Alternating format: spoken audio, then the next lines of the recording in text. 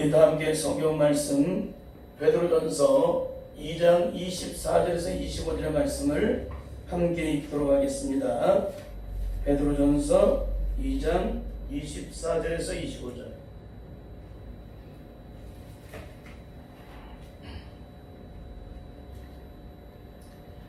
우리 함께 한 목소리로 합동하시겠습니다. 베드로전서 2장 24절부터 25절 시작. 친히 나무에 달려 그 몸으로 우리 죄를 담당하셨으니 이는 우리로 죄에 대하여 죽고 의에 대하여 살게 하려 하심이라.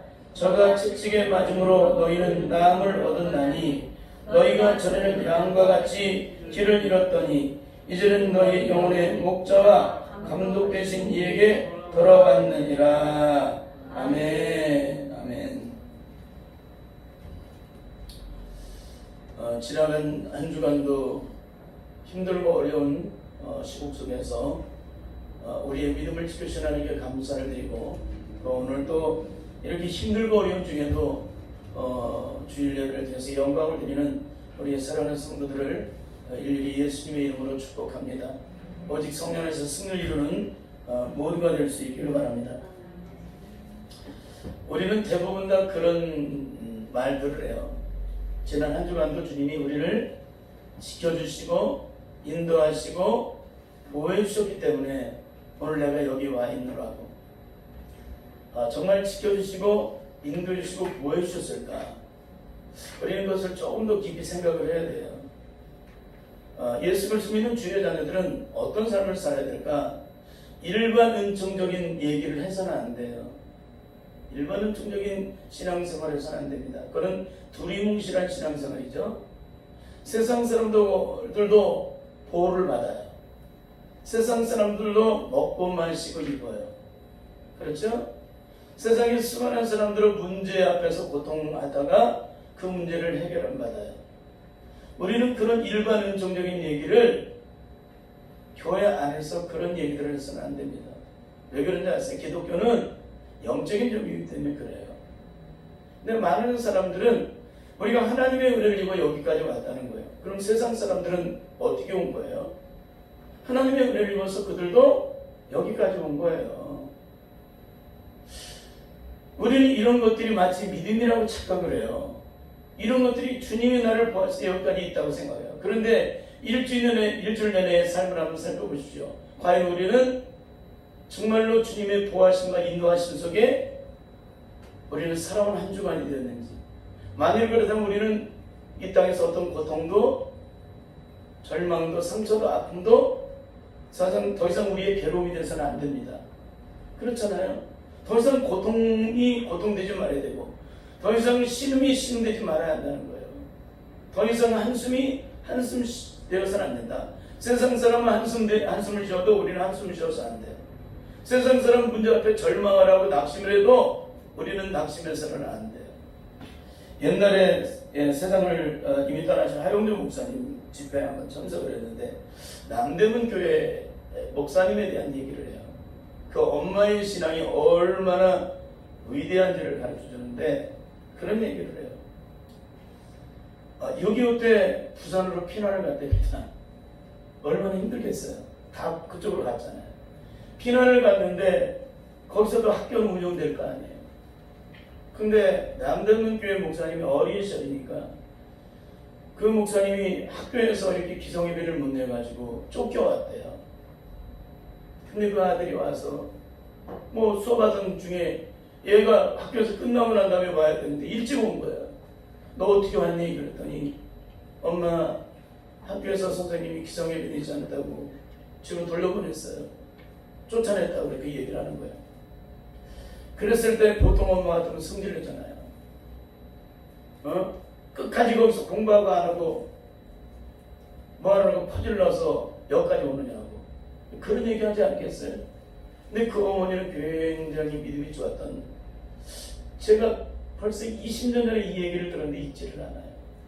그 아들을 보고 정말로 실패해서 돌아온, 정말 모든 것이 무너진 채 돌아온 그 아들을 가만히 이렇게 쳐다보면서 그런 기도 찬송을 부른대요.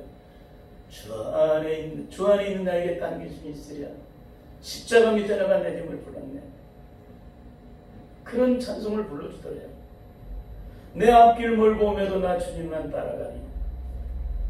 그렇게 찬송을 불러서 그 자식을 위로하는 그 엄마의 그 찬송 소리를 듣고 그 기도 소리를 듣고 자라는 그 자식은 어떻게 되겠어요? 정말 중요합니다, 이게. 자녀를 향해서 야단을 치는 게 문제가 아니죠. 내가 올바르지 않으면 절대 야단을 안 쳐요, 저는요. 제가 그렇게 살자고 애들한테 살라고 강요를 하지 않습니다. 보통 부모들은 자기는 그렇게 살지도 않으면서 강요하잖아요. 자기는 학교 다닐 때 정말 공부도 안 하고 맨날 놀러 다니다가 뒷문으로 이렇게 절어버리는데도 자식한테는 한을 풀게 놀아. 자식이 그 한을 풀어줄까요? 안 풀어주죠. 여러분, 우리는 어떤 경우를 할지라도 정말 하나님의 은혜를 따라 변화된 인격으로 자식을 양육해야 될 줄 믿습니다. 그리고 세상을 살아나가야 될 줄 믿습니다. 이게 변화가 안 되면 언제나 우리는 고통하고 심할 뿐이에요. 그 고통은 내가 안 변한 것만큼 고통을 겪어요. 내가 안 깨진 것만큼 신음을 겪게 돼 있습니다. 그렇잖아요. 깨지면은 문제가 없는데 안 깨지니까 문제가 되는 거예요. 죽으면 문제가 없는데 죽지 않기 때문에 자꾸 살아서 그냥 뱀대가리 그 고개를 들듯이 그냥 막 쳐들으니까 어떻게 해요? 뱀을 죽일 때는 어디를 먼저 죽여요? 머리를 돌로 먼저 이렇게 머리를 쪄서 죽이잖아요. 그래요. 우리의 신령이 그렇게 살아 움직여서는 안 됩니다. 정말 철저하게 죽어야 돼요. 죽지 않으면 하나님의 영광은 드러낼 수가 없는 줄 믿습니다.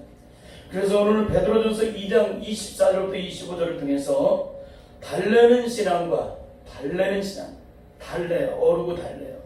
우리의 신앙을 어르고 달래요. 상처받은 마음을 어르고 달래는 신앙과 그 상처받은 저주의 사슬을 끊어내는 사람과 그 고통과 시기 갔을 때 그것을 예수 이름으로 끊어내는 그런 신앙이 결국은 영적으로 어떻게 다른가, 그 영적인 결국이 어떻게 다른지 거기에 대한 말씀을 함께 나누도록 하겠습니다. 기독교의 가장 중요한 영적인 기준은 무엇일까요? 그것은 과거의 연장이나 답습이 아니라 새로운 피조물로 온전히 거듭나는 것으로 지난날 우리를 고통과 저주 가운데 매게 만들었던 이 모든 저주의 사슬을 온전히 끊어내고 예수 그리스도 안에서 하나님 자녀로서 그 생명을 얻고 그 영광을 누리는 삶을 살아가는 것입니다. 그래서 기독교는 더 이상 과거가 존재돼서는 안 됩니다. 그리스도께 십자가에 못 박혀 죽은 자는 더 이상 과거가 존재되지 않는 거죠. 우리의 과거가 청산됐다는 얘기는 우리의 지난날의 모든 삶의 기억들이 다 사라진다는 거예요. 지난날에 어떤 인생길을 걸어도 이게 다 사라진다는 것입니다. 왜 그래요? 주님이 그날 밤에 십자가에 못 박혀 죽으셨기 때문에 그래요. 예수님이 지난밤에 십자가에 못 박혔다가 기절하다 다시 깨어난 것이 아니라 못 박혀 죽으신 거예요. 그러니까 신앙생활에도 두 종류가 있잖아요. 십자가에 못 박힌 신앙과 기절하고 죽었다고 착각하는 신앙이 있잖아요. 여러분, 기절하고 착각하는 신앙은 어떻게 돼요? 죽었다고 생각하는데 또다시 살아나는 신앙이에요. 이 사람은 거듭난 사람은 아닙니다. 한국교회가 이런 신앙이 너무나 많기 때문에 다 살아서 움직여요. 죽은 자는 뭐라고 그랬어요? 날이 없다고 그랬죠. 죽은 자는 뭐라고 그럴까요? 반응하지 않죠. 죽은 자는 누가 나를 공격해도 반응을 하지 않아요. 거기에 대해서 이의를 제기하지 않아요. 죽은 사람 앞에 가서 누가 욕을 하면 어떻게 욕을 그대로 먹죠. 아무런 반응이 안 일어나죠. 이와 같이 영적인 신앙인도 성령 안에서 십자가에 못 박혀 영적으로 죽게 되면, 죄에 대해서 죽게 되면 더 이상 내 영혼의 내 심령의 속사람 속에서 그것이 반응되지 않는다는 거예요. 근데 너무나도 마음이 안타까운 것은 뭐냐면 우리는 참 신앙생활을 하는데 미워 죽겠다는 말을 하는 거예요. 여러분, 미워 죽겠다는 말을 하는 사람은 뭐예요? 남에게 미움을 갖는 것조차가 살인죄를 짓는 거잖아요. 그렇죠? 미워하기만 해도. 그러니까 미워 죽겠다는 말을 하는 사람은 뭐예요? 성령 안에서 영적으로 거듭난 은혜를 경험하지 못했기 때문에 그러는 거예요. 여러분, 그런 것들이 내 안에 살아있다는 게 뭐예요? 내 과거가 청산이 안 됐다는 거예요. 이거는 철저히 우리가 영적으로 구별을 해야 돼요. 하나하나를 찝어서 이거를 가르쳐 주게 되면은 여러분은 그 문제 속에서 내가 거기에 접촉이 돼 있고 내가 그런 삶을 살고 있다면 어떻게 돼요? 이 문제를 해결 안 받아야 내가 살게 돼요. 내가 이런 고통 속에 매 있는 내 삶이 철저하게 제거되어야 내가 하나님의 은혜를 입게 되는 거예요. 근데 그것이 제거되지 않으면 어떻게 돼요? 여전히 마귀의 저주의 속에 매인받을 수밖에 없는 것입니다. 그래서 기독교는 더 이상 과거가 존재되지 않는데 지난날 우리를 고통과 시름으로 저주와 한숨 속에 매이게 만들었던 그 황충이 먹어간 지난날의 모든 저주에 고통된 삶은 그날 밤 예수님이 십자가에 못 박혀 죽으심으로 내가 함께 십자가에 못 박혀 죽음으로 모든 것이 다 사라졌다는 거예요.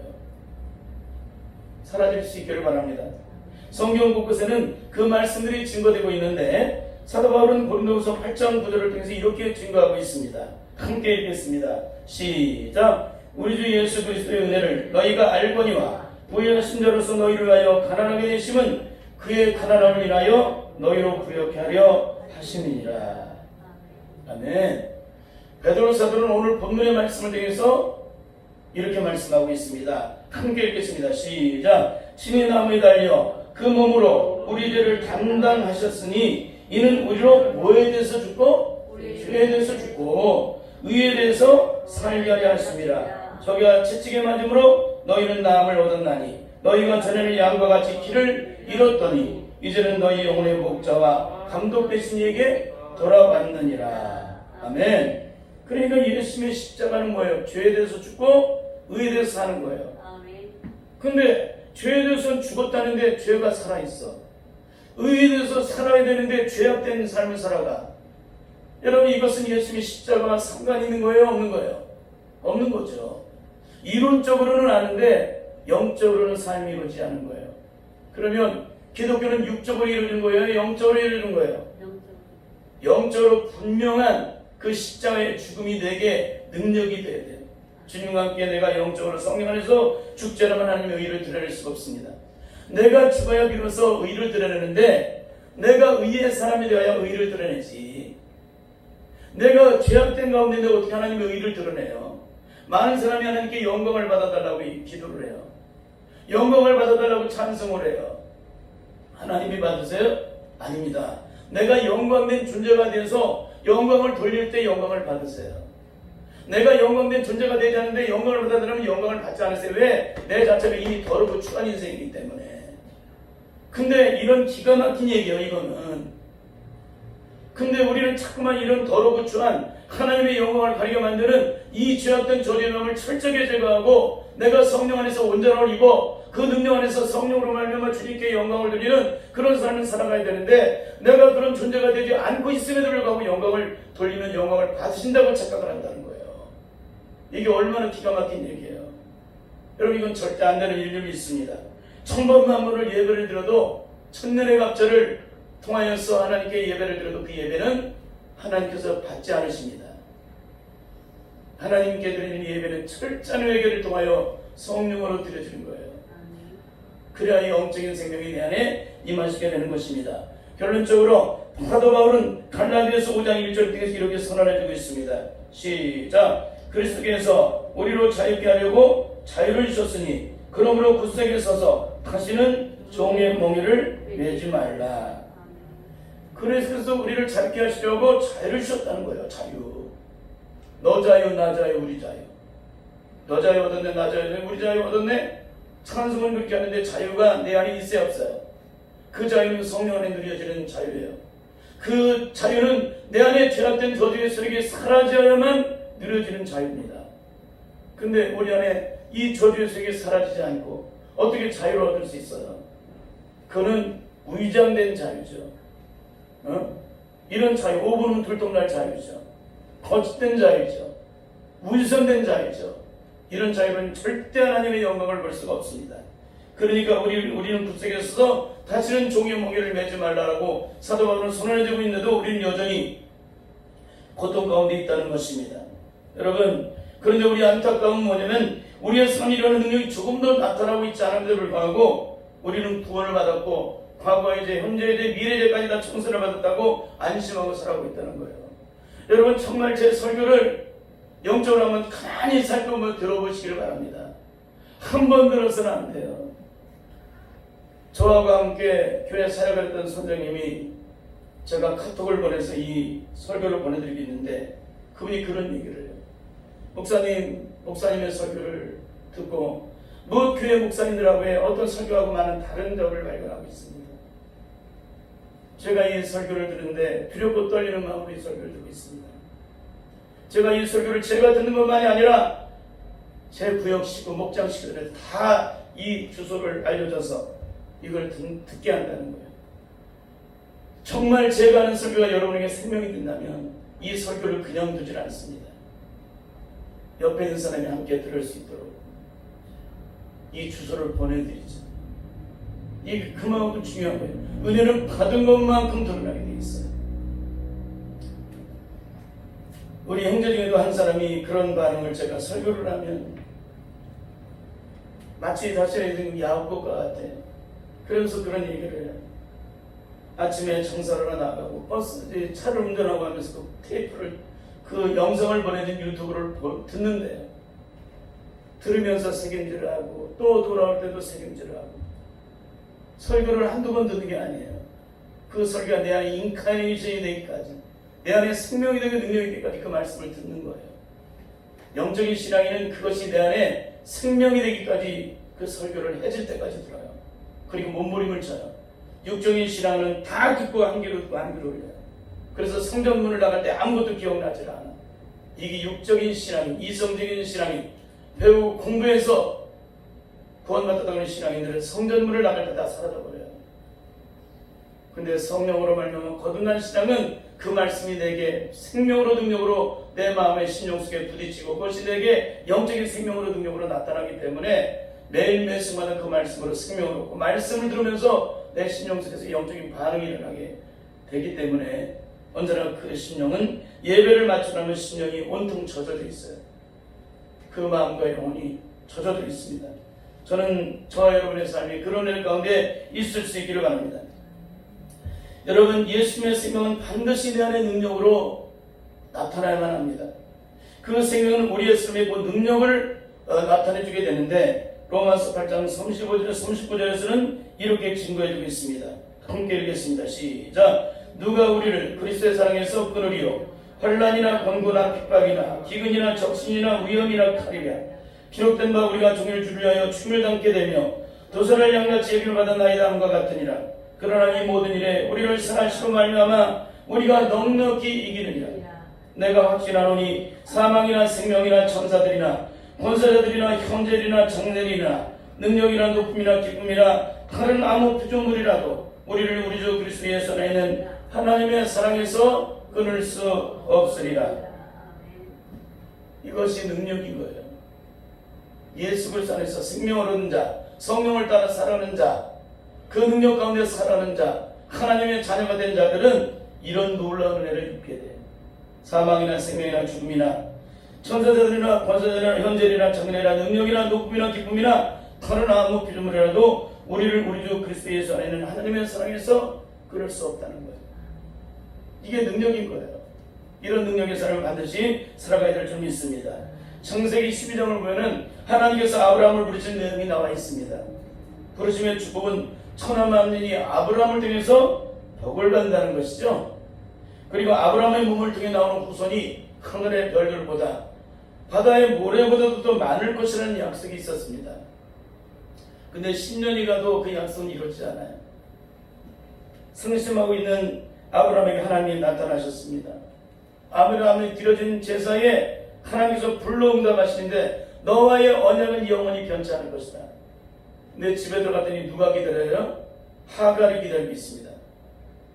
아브라함의 아내 사레가 하갈의 자신의 몸종 하갈을 줘서 후손을 이으라고 할 때 거기서 자빠져요. 이게 아브라함의 하나님의 부르심 후에 10년의 믿음의 결국이에요. 왜 아브라함은 넘어졌을까요? 영적인 믿음보다도 육적인 소유기, 영적인 소유보다 육적인 소유기 더 많았기 때문에 그래요. 만일 아브라함이 영적인 소유기 더 많았다면 사라의 그 제안에 그를 받아들이지 않았을 거예요. 그 말은 무슨 얘기? 아직까지도 아브라함이 온전한 영적인 사람이 아니라는 거죠. 이제 독자 이삭을 낳기까지 25년의 세월이 흘렀습니다. 인간의 모든 약속은 다 파기가 된 것 같고 더 이상은 소망이 없고 아내 사례가 경수가 끊어진 지가 이미 오래되었습니다. 창세기 10장에 대해서 하나님이 오늘 나타나십니다. 나는 전능한 하나님이라는 거예요. 너는 내 앞에서 행하여 완전하라. 나는 전능한 하나님이라는 거예요.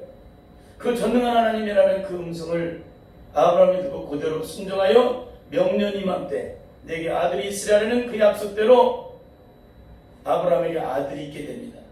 25년 만에 이삭이 태어나게 되죠. 우리는 이 아브라함의 믿음이 어떻게 성장하는지를 볼 수가 있습니다. 아브라함의 믿음은 처음에 부르심을 받을 때 그대로였나요? 아니죠. 10년이 지났을 때 아브라함의 믿음은 처음에 출발했을 때보다 또 다른 믿음을 갖고 있었습니다. 하나님께 예배하는 사람이기 때문에. 근데 그 25년이 지난 후에는 어때요? 그 믿음이 또 달라져 있죠. 순종하는 믿음으로 바뀌어져 있죠. 이제 그 후로 이제 15년이 지난 후에 이제 하나님의 부르심을 받은 지 40년이 되는, 대략 40년이 되는 그때쯤 하나님은 누구를 모리아산에 제물로 바치라고 그래요? 25년 만에 세상에 나온 독자 이삭을 모리아산에 제물로 바치라고 할 때 하나님께 그 이삭을 아무런 제한 없이, 사람들은 그래요. 아브라함이 이삭을 바칠 때 많이 울었을 거야. 많이 슬퍼했을 거야. 어떻게 자식을 드려? 그렇게 걱정했을 거라 그렇게 얘기를 해요. 진짜 영적인 믿음이 되어보시면 틀립니다. 아브라함의 믿음이 됐다면 아브라함은 영광 중에 이삭을 드렸을 거예요. 어떻게 나 같은 자에게 내 아들을 하나님께 드리라고 말할까? 어떻게 나같이 부족한 자에게 그 아들을 어떻게 드릴까요? 영광 중에 드리겠죠. 이렇게 하면 이성호 목사 미친 사람이야 그렇게 얘기할 거예요. 근데 성령 안에서 영적으로 거듭나고 변화가 되게 되면 내가 하나님 앞에 드리는 것이 얼마나 영광스러운 것인지를 알게 돼요. 그래서 성령 안에서 영적으로 거듭난 자만이 알아요. 이 세상에 가장 행복한 건 내가 주님 앞에 나를 드릴 수 있다는 거예요. 이보다 다른 축복은 없기 때문에. 그래서 모리아산에 제물로 바칠 때에 새벽에 일찍 일어나 이 낙이 안장을 쥐고 사환부를 데리고 떠나잖아요. 출발하잖아요. 또 누구하고 상의를 하잖아요? 사라하고 상의를 하지 않습니다. 상의라는 순간부터 제동을 받게 됐네. 영적인 일은 제동을 받아요.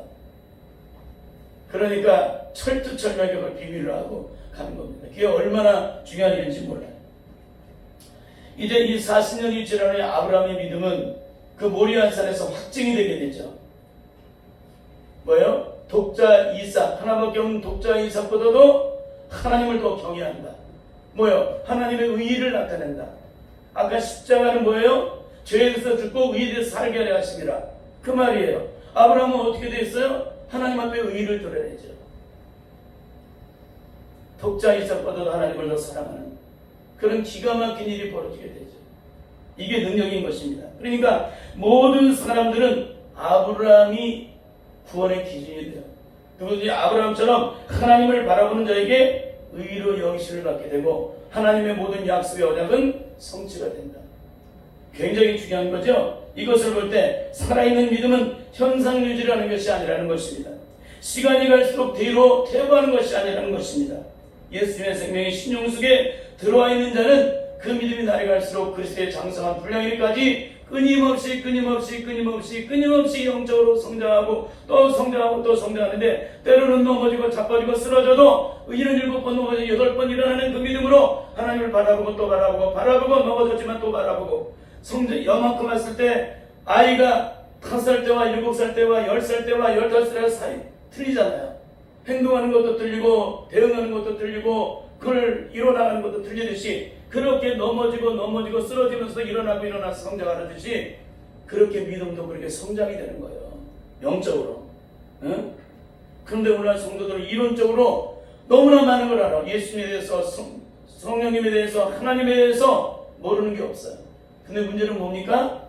그것이 능력이 전혀 우리에게 되지 않는다는 거예요. 저희 집에 갑자기 손녀가 3명이 태어났습니다. 조금만 관심을 갖게 되면 이 어린 생명들이 자라나는 과정을 통해서 너무나도 많은 것들을 영적으로 깨달을 수가 있게 됩니다. 아이에게 생명이 있으니 그 아이들은 매일매일 달라집니다. 아이들이 자기들이 집에 갔다 오면은 벌써 하루가 지났는데 벌써 틀려져요. 애들이. 그렇게 달라져요. 그런데 느끼는 사람만이 느낍니다. 무딘 사람은 못 느껴요. 섬세한 사람만이 느껴요.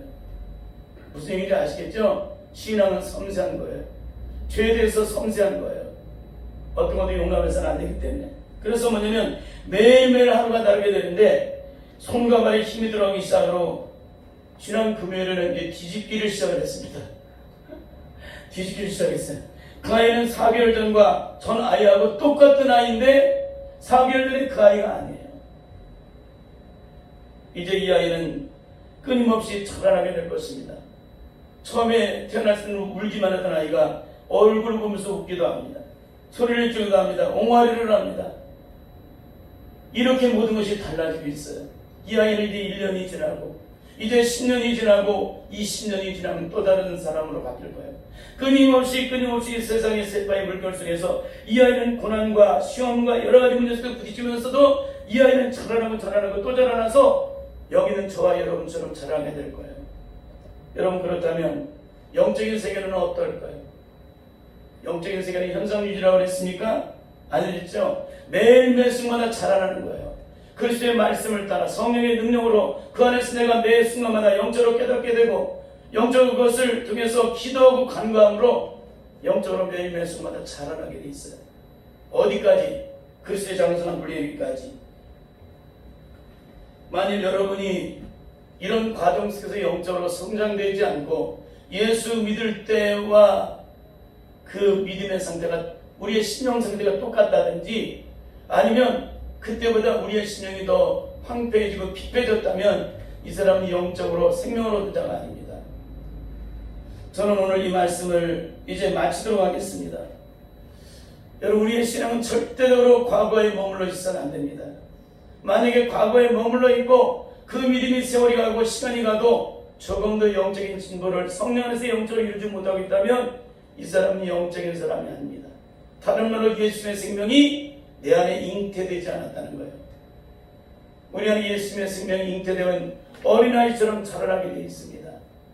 이렇게 자라나는 것이 매 순간마다 영적으로 성장되고 성숙되게 되어 있다는 거예요. 그러니 반드시 여러분 지난날에 어떤 인생을 살아왔든지 반드시 우리는 영적으로 성장을 해야 합니다. 성령으로 거듭나지 못하는 자들은 한 가지 예를 들면 이래요. 많은 사람들이 부부싸움을 하는데 부부싸움들의 레퍼토리가 뭡니까? 지난날 과거의 아픔을 일평생 무려먹는다는 거예요. 그렇죠? 당신 때문에 내가 이렇게 얼마나 힘들었는지 아느냐, 얼마나 많은 상처를 받았는지 아느냐. 예수 믿는 사람은 지난날 과거가 청산됐기 때문에 과거를 가지고 따지질 않아요. 과거를 가지고 말하질 않아요. 잘 살펴보세요. 저는 지난날을 가지고 말 한마디 거의 안 했습니다. 34년, 5년을 살았어요. 지금 안 해요. 당신은 왜 그 모양이야? 라는 얘기를 거의 안 했어요. 그런 이야기들. 살면서 얼마나 많은 일이 힘들고 어려운 일이 있겠어요. 조용히 십자가를 지죠. 무슨 일이 발생해도 조용히 그거를 사랑으로 모든 걸 이기죠. 왜 그런지 아세요? 속사람이 안 변하면 안 되는 거예요. 속사람이 어린아이 같은 걸 인내를 못해요. 속사람이 끊임없이 영적으로 자라나니까 창성한 믿음의 분량이 되니까 그런 삶을 사는 거예요. 이게 성령으로 거듭난 거예요. 거듭난 자는 어떻게 돼요? 자라난다는 거. 우리 예수님이 어린아이의 수준에서 날이 갈수록 청소년으로 장성한 사람으로 성장이 되는 세상의 사람들처럼 인간의 육신의 삶처럼 영적으로 그렇게 자라나게 된다. 언제까지? 그리스도의 장성의 불량이기까지. 그러니 기독교는 과거의 고통을 연장하는 종교가 아니라 과거의 아픔을 또다시 답습하는 종교가 아니라 과거의 절망을 지금도 똑같이 겪고 있는 것이 아니라 모든 것이 다 끊어지는 거예요. 그러니까 달래는 신앙과 끊어내는 신앙은 이게 틀리는 거예요. 여러분의 상처를 달래지 마십시오. 여러분의 아픔을 위로하지 마십시오. 철저하게 십자가에 밑에 나가서 그걸 모든 것을 다 예수 이름으로 다 꺾어버리고 우리를 고통하고 실험하게 만드는 이 절망의 저주에 상처를 다 씻어내 주십시오. 언제까지? 우리 안에서 더 이상 반응되지 않을 때까지. 우리가 철저히 주님 앞에 엎드릴 때 그 놀라운 역사 우리의 삶이 일어나갈 줄 믿습니다. 반드시 십자가 앞에서 모든 것들을 토해내므로 반드시 그 영광을 경험할 수 있길 바랍니다. 기도하겠습니다. 하나님 아버지, 내가 그리스도와 함께 죄에서 죽을 때 그 모든 조준 다 사라져버리고 기억의 정에서 완전히 보혈시켜져서 더 이상 기억되지 않는 그런 삶으로 변하는 것이 거듭난 삶인 줄 믿습니다. 하나님 아버지, 우리 인생에 어떤 문제가 찾아왔을지라도 모든 조직의 사슬이 끊어질 때까지 끊임없이 주님의 십자가 앞으로 나아가 그 고통을 토해낼 수 있게 하옵소서.